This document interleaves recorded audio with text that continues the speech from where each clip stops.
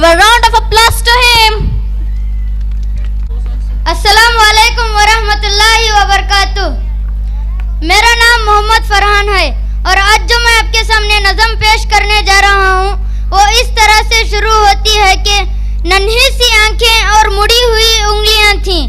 ये बात तब की थी जब दुनिया मेरे लिए सोई हुई थी।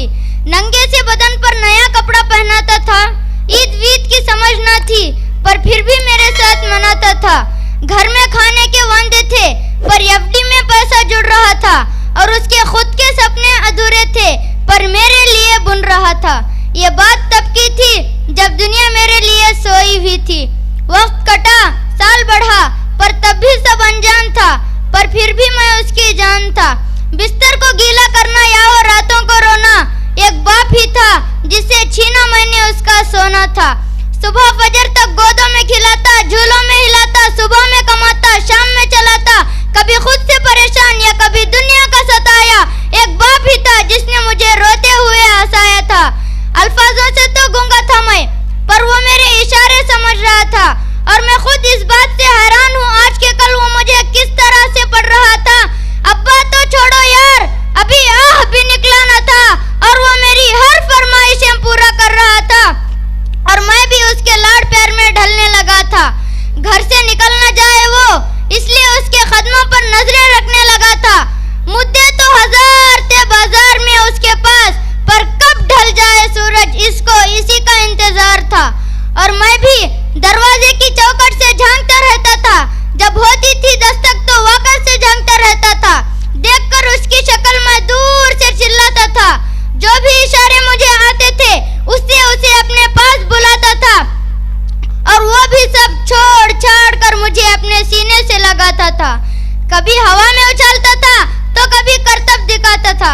मेरी एक मुस्कान के लिए कभी हाथी या कभी घोड़ा बन जाता था और सो सकूं रात भर सुकून के साथ इसीलिए पूरी रात एक करवट में गुजारता था। इसीलिए पूरी रात एक करवट में गुजारता था। अब शायद वो बचपन सो चुका था और मैं भी जवानी की दहलीज में कदम रखने लगा था। उसकी हर एक कुर्बानी को उसका फर्ज समझने लगा था। फिर चाहे वो खुद ही बिना पंखे के सोना हो और मुझे